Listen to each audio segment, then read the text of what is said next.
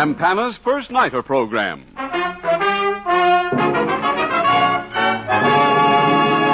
From the Little Theater off Times Square. Starring Olin Soule and Barbara Luddy, with an all-star cast presented by Campana, the quality name in cosmetics.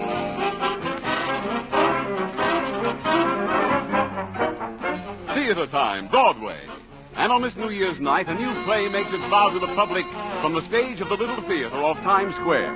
It's an exciting event, because hosts of celebrities always attend these opening nights on the Great White Way. And to be sure that you miss none of the fun, here's your host for the evening, the genial First Nighter. Good evening, ladies and gentlemen. I'm delighted that you can join our party. The theater is just a few blocks away, and here's my cab. Shall we start? All right, driver, to the Little Theater, please. Up Broadway, across 42nd Street. Here was the scene last night of one of the greatest New Year's Eve celebrations in history. The crowds were thick in Times Square, and tonight it's by no means deserted. Just ahead now is the Little Theater. Well,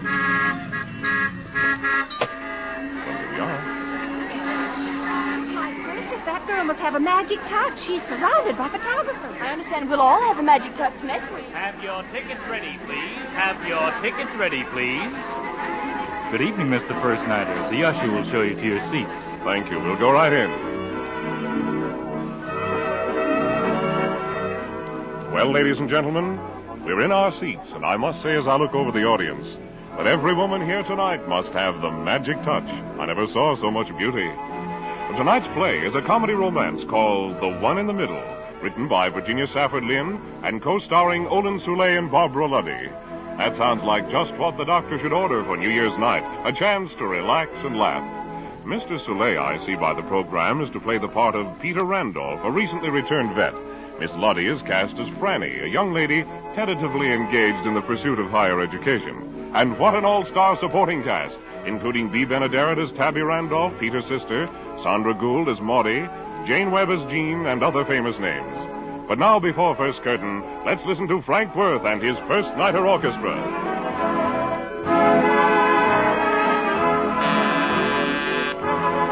Curtain, first curtain. Have you heard about magic touch? There's the signal for first curtain. The house lights are out, and here's the play. Come in. I haven't got an apple, but may I come in anyway, teacher? For mercy's sakes, Peter. Oh, sis, how are you? Oh, darling, Peter. I didn't expect you until next week. Well, my discharge came through sooner than I expected. Oh, let me see how you look. Hmm? Oh, you still look that way. Oh, stop. Listen, Tabby, could you put me up here at the school for a while? Well, I could put you in the assistant principal's room down the hall. Mm-hmm. Come on, bring your suitcase. He's left, and we haven't got a new one yet. Ah, good old sis. Now, see? It's really a nice room. Mm-hmm. A lap of luxury, no less. Say so. Great Scott. Sound General Quarters. What's that? The young ladies returning from their daily constitutional. Golly, where can we go? I'll protect you. Young ladies, less noise, if you please. Yes, Miss Randolph. Oh, girls, one moment. I believe this would be an opportune time for you to meet my brother, Peter Randolph. Oh. Young ladies, where are your manners? How do you do, Mr. Randolph? How do you do, young ladies? Oh, Mr. Randolph, it'll be wonderful having you here with us. Oh, it really will. It's our first real break since they put in electrical refrigeration and the Iceman stopped coming. Well, thank you, I think. Mr. Randolph, astronomy is my most favorite subject. Well, thank you for telling me. Oh, thank you for listening. Young ladies, kindly proceed to your rooms, if you please. Yes, Yes, Mr. Randolph. Goodbye, Goodbye, Mr. Mr. Randolph. Goodbye. For the love of heaven, Tabby, get inside here quick. They might get loose again. Peter, do you know what they think? No, and don't tell me. The assistant principal always teaches astronomy. And all I can say is heaven help him, whoever he's going to be. Peter, dear, I've got news. He's going to be you. Well, that's very nice. Hey, wait a minute. Yes, Peter. No, Tabby. Peter, I didn't write you about this, but the school's really on the rocks. Well, how could it be with all those girls? Well, most of the 50 aren't coming back next semester. They're very bored. Peter, you'll have to face it. You are the Navy's gift to the Randolph Seminary for young ladies. Oh, no, I'm not. Tabby, you're a very nice sister, and I'm extremely fond of you. But you're not that nice, and I'm not that fond.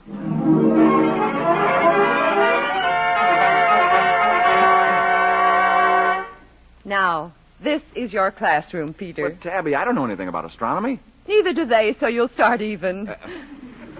You're asking one poor lone guy to face 50 girls. Oh, only 2 of the girls take astronomy. Only 2? Then why do you have the subject? Well, because I think everyone should know astronomy. It's very broadening. That's what I'm afraid of. Oh, jumping, Jupiter. Man the lifeboats. Oh, for mercy's sakes, the entire school now takes astronomy. Good morning, teacher. Good morning, teacher. Good morning, students. Well, I'll leave you to your work. And you've certainly got it. Hey, Tabby, wait, listen. Young ladies. Thank you. As you know, we are gathered together here to find out all about the romance of the stars. Mr. Randolph, my favorite star is Ronald Colman. Oh, really? Mine's Claudette Colbert. The class will come to order, please. Are there any questions? Yes, Miss... Frances Emerson, but everyone calls me Franny, and I do hope that you will too, Mr. Randolph. Thank you very much. You have a question, Franny? No, thank you, but I'm sure I will have later. Well, now, do we have any textbooks or star maps around here? My name's Jean Taylor, and the books are on your desk. My name's Maudie Dexter, and there's a star map in back of you. Well, what do you know? My, just look at all these stars. Now, who can tell me the names of all these stars? Well, on to the next exercise. Now, here's an attractive-looking constellation or something. Mr. Randolph, could that possibly be the Big Dipper? Why, Franny, that's very clever of you, because it is the Big Dipper, I think. And in military circles, they call it Ursa Major. Oh, come now, it wasn't that funny. Now, if you'll all please look at the star map. Over here we have, at the map, girls, please. Mr. Randolph, don't you think the moon's at its best in a canoe on a summer night? Well, personally, I never knew they could get the moon into a canoe. Now we'll move on to the subject of eclipses. Now, this is caused by the sun getting in the way of the moon gets between the, well, suppose we put it this way. When the moon and the sun and the earth, and so you have the planets, if anyone wants them. And now, let us take a quick peek at meteors. When the, who's doing the whispering back there? Franny, is that a note you have in your hand? Well, what did you say, Mr. Randolph? I can't have that sort of thing going on in my classroom, you know. Frances Emerson, bring that note to teacher at once. Yes, Mr. Randolph. Here. Yes, thank you. Now, much as I dislike doing this, I shall have to make an example of you, Franny. The note reads as follows. Dear Maudie, hasn't he the darlingest wave in his hair? You may return to your seat, Miss Emerson. Yes, Mr. Randolph. Now, here we have a very interesting picture of the sun. Now, let's see what the caption says beneath it. Well, it says the sun. What are those bells that keep ringing? They're the bells for all our other classes, Mr. Randolph. Oh, well, class dismissed. Hey, girls. Hey, listen, girls. Hey! Young ladies, proceed at once to your other classes. Oh, yes, Miss Randolph. Goodbye, Mr. Randolph. Come on, girls. Apparently your astronomy class was a howling success. All 3 hours of it. Well, Peter, are you all right? No, but it's nothing that a few weeks in a psychopathic ward won't cure. The curtain comes down on the first act of tonight's play in the Little Theater off Times Square. Smoking in the outer lobby or downstairs only, please. Listen next week for news about Magic Touch. All right, now I see someone stealthily approaching. And as I live, it's Larry Keating. Happy New Year, ladies and gentlemen. And what better time than New Year's night for you ladies to make some beauty resolutions? For example, be it resolved that tomorrow, the first shopping day of the new year, I shall get what so many women say is the finest hand lotion they've ever used. Famous Italian Balm. Yes, your old friend Italian Balm is back again after its absence during the war. So, be it resolved that in this winter of 1948, I shall protect my skin against wintertime dryness and chapping by using rich, concentrated Italian Balm, the famous wintertime lotion that originated years ago in cold Canada. It's so different from thin, watery lotions.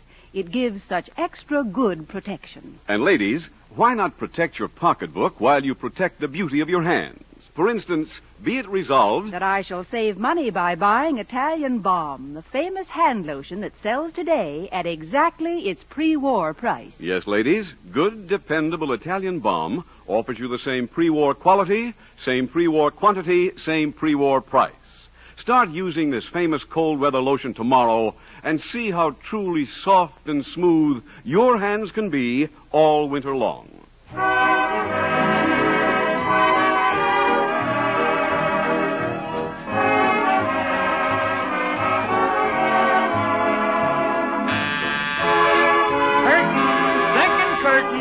Yes, you'll learn about Magic Touch next week. The first nighters are hurrying down the aisles to their seats, the lights are dimmed, and here's the second act of The One in the Middle. Oh, Mr. Randolph, could I speak to you a minute? Why, yes, Miss Franny. Well, I just wanted to say I'm awfully embarrassed about that note I wrote in class today. You're embarrassed. Franny, could we please just forget it ever happened? Oh, I think it's awfully nice of you to take that attitude, Mr. Randolph. Yes, as a matter of fact, it is very nice of me. I should make you stand in a corner for 5 minutes. And, come to think of it, you look rather cute standing in a corner. Why, Mr. Randolph, what do you mean? I have no idea. Let's just forget about that, too, shall we? Now, if you'll excuse me, I have to see my sister about something very important, I'm sure. Oh, I didn't mean to disturb you, Mr. Randolph. I haven't disturbed you, have I, Mr. Randolph? Franny, I'm very sorry, but you haven't disturbed me in the least. Oh. Well, goodbye, Mr. Randolph. Goodbye, Franny. Well, goodbye. Goodbye, then, Franny. Oh, excuse me, girls. Could I get through here, please? Pardon me, will you let me pass? Excuse me, could I open the door? Whew. Tabby, what in thunder is that lineup outside your door? Oh, isn't it splendid? All 50 girls are signing up for next semester.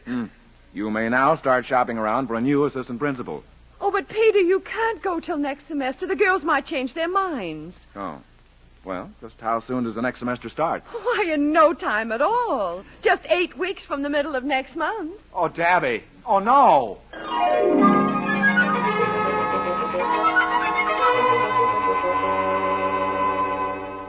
We must be losing our grip. We've worked on him now for 3 weeks. I think he likes the type of girl who could be a real pal to him. Oh, Gene, I think he prefers a cuddly type. I really do. Pete, Mr. Randolph, prefers the romantic, poetic type. And remember this, girls, as soon as he definitely shows which one he's really interested in, the rest have to lay off and give me a clear field.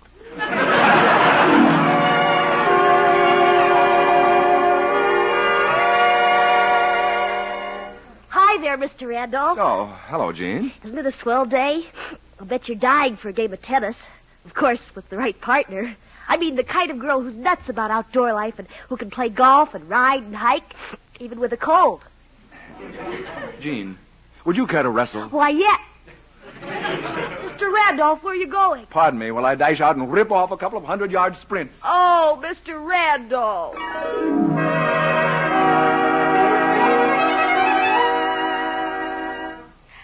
Oh, Mr. Randolph.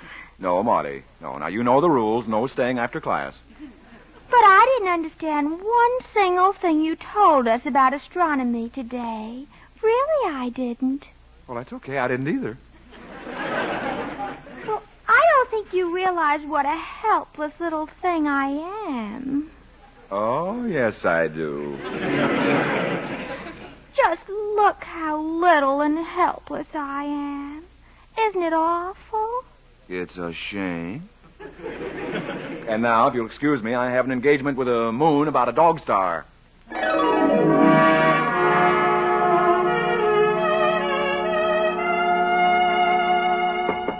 Yes, just a second. Why, good evening, Franny. Good evening, Mr. Randolph. Oh, could you please come out on the balcony quick? Why, what's happened to it? Come on, hurry. Yeah? Oh, open the door, quick. Yeah. Come on, quick. Look, just look, Mr. Randolph. Yeah, where? Up there in the sky, the Big Dipper. What's it doing? It's the very same one you've been telling us about all these weeks. Well, just think of that. Well, thank you very much for the treat. Now, shall we go back inside, Franny? Isn't it a beautiful night? You know, some people think that you can see stars reflected in other people's eyes. Can you see stars reflected in my eyes, Mr. Randolph? Well, there seems to be something there, all right. Well, let me see if they're reflected in your eyes, too. No, mine never reflect. But... Never. Oh, Mr. Randolph, you've made me so aware of the vastness of eternity. Somehow there's such an awful lot of eternity. It's all so sweet and brief and fleeting. You are so right. Here today, gone tomorrow, like. Isn't it true?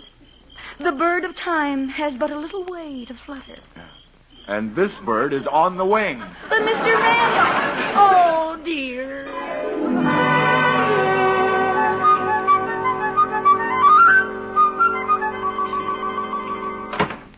Well, thank heaven that's my last class for today. Got anything to eat, Fran?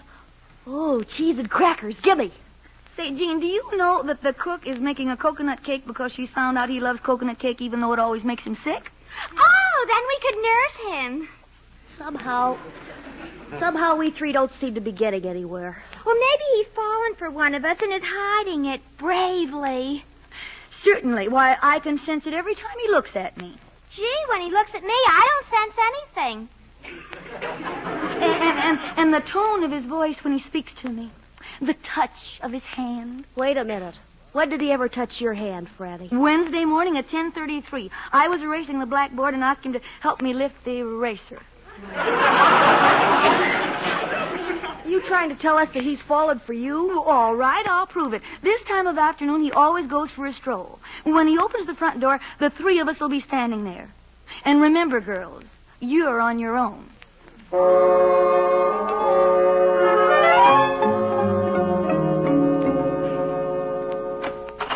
Well, hello. Hi, Mr. Randolph. Hello there, Mr. Randolph. Hello, Peter. Going somewhere, girls? Yes, I'm going up that way. And I'm going down this way. I'm going over that way.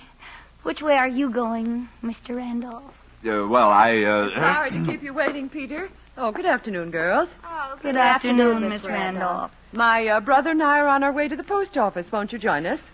Thank you very much, but... Come on, girls.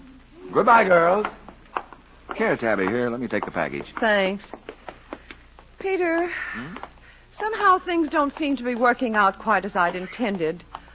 My idea was to put the school back on its feet, not demoralize it. If you really want to leave before next semester... Oh, there's no special rush. Oh. Now, don't tell me you're getting interested in one of these girls. Okay, then I won't tell you. Peter, if I hadn't come along just then, which way would you have gone? Why, without a moment's hesitation, I'd have gone looking for you.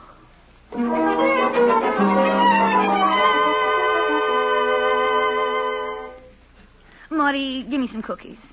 You know, we've still got to find out which one of us it is. If we could only all be in some kind of danger, then he'd rescue one of us. Then we'd know, or at least the rest of you would.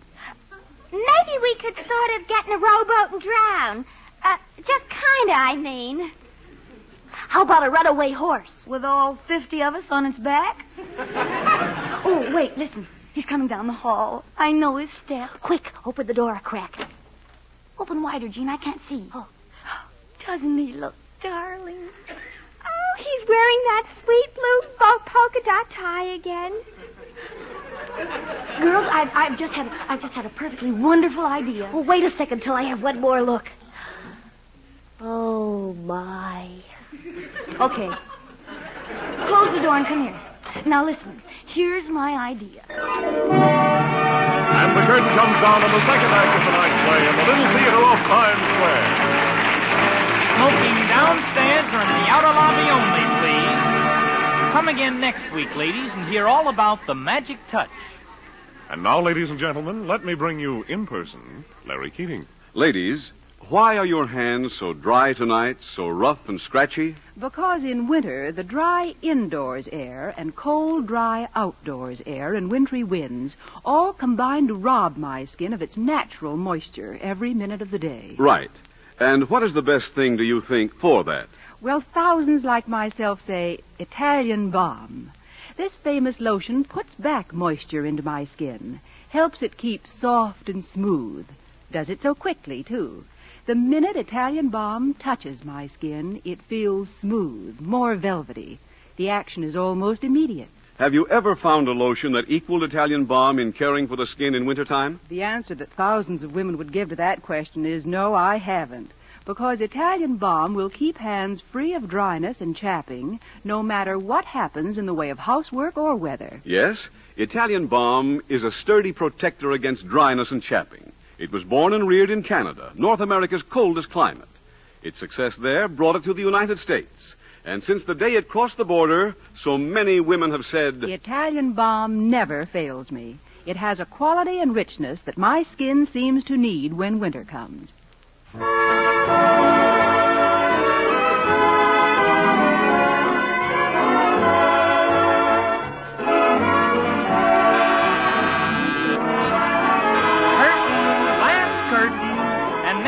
Hear about Magic Touch. The first nighters are all in their seats, ready for the last act. And there goes the curtain. Peter, come here into my office. I want to show you something. Okay, then I'm going to bed. What do you want to show me? These exam papers from various classes. Peter, did you know an hypotenuse equals the distance between Venus and Mars? Or that the Celts were driven into Wales and Cornwall by a shooting star?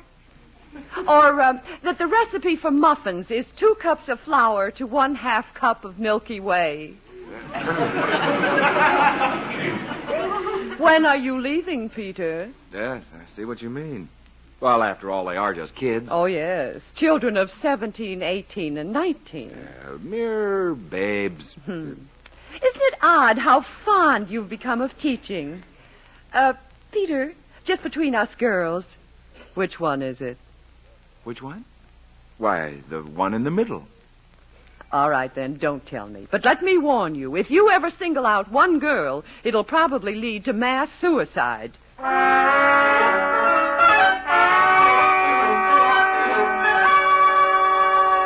Shh, now, be quiet, girls. And stand back so I can open the furnace door. Give me the rags and stuff, Jim. Oh, wait a second, Fran. Put just a little more oil on. Oh, wouldn't it be awful if the register in his room wasn't open? Don't worry, I went in and opened it wide while he was in Miss Randolph's office. You better give me the matches, Jean. Here. This is going to make lots and lots of lovely smoke. I'll say it does. Close the furnace door, Fran. Now, let's get back upstairs. Maudie, you and Jean go to your rooms and stay there. Then when Peter comes to rescue me, keep out of his way. Well, I think he'll come to rescue me. I really do. Let the poor girl dream. I'll be the one who'll tell you girls what it was like.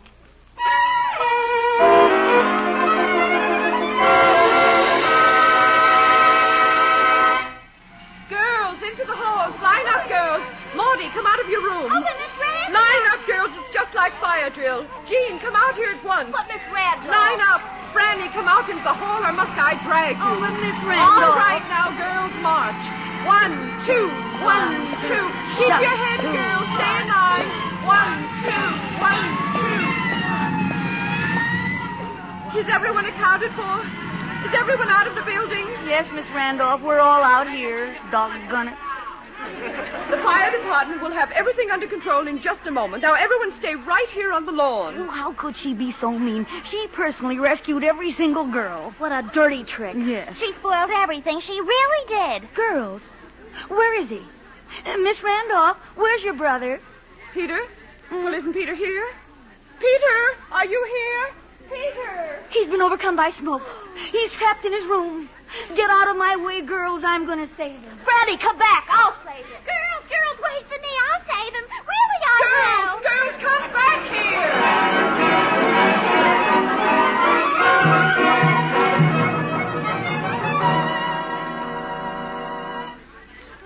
is still in bed, overcome with smoke. Quick, Jean, you take his feet. You take his feet, I'll take his head. Doesn't he look darling in pink and blue stripes? Marty, get his other shoulder. Now, all together. Lift. Oh. Isn't he wonderful and heavy? Hey, what's going on? Oh, girls, go away. Don't be frightened, Peter. We're saving you. For what? You've been overcome by smoke. What smoke? Smoke from the... Oh, there isn't any smoke in here. Oh, Peter, how could you? You close your register. Oh. Oh. Well, don't just stand there. Somebody pick me up.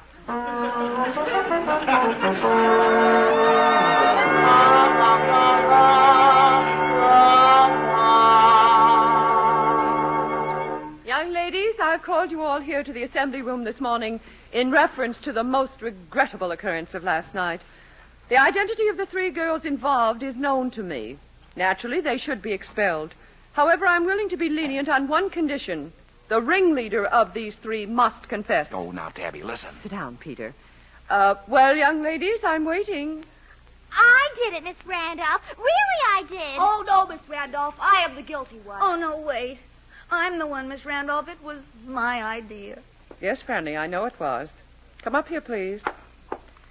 You are to make a public apology to the entire school, my brother, and me.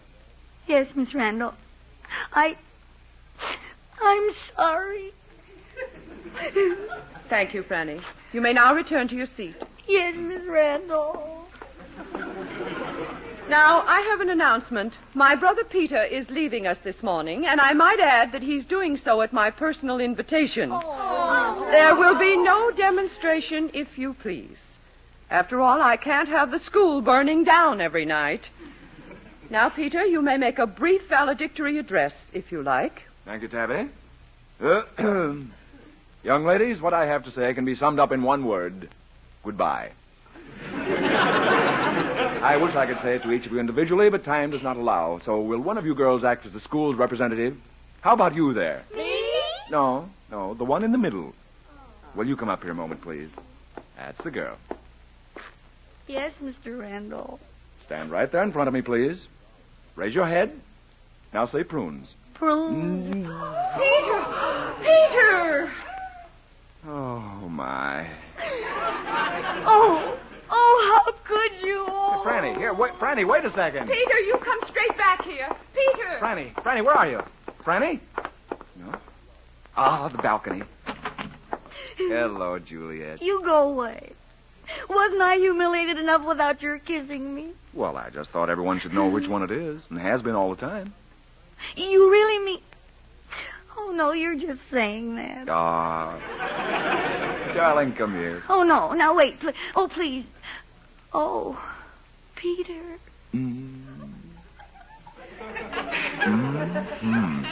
Strawberry. Oh, you funny, sweet little thing. Well, that's that, I guess. Oh, wasn't it beautiful the way he said,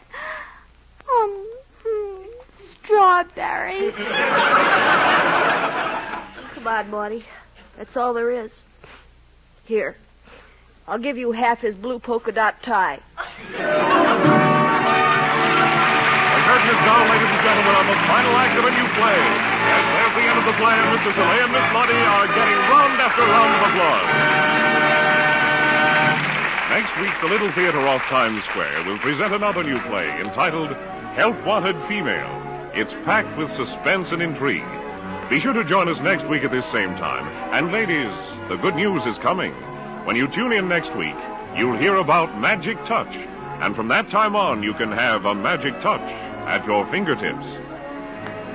And now we move out of the theater and into the street. Here's your cab, Mr. First Nighter. Thank you, and Happy New Year.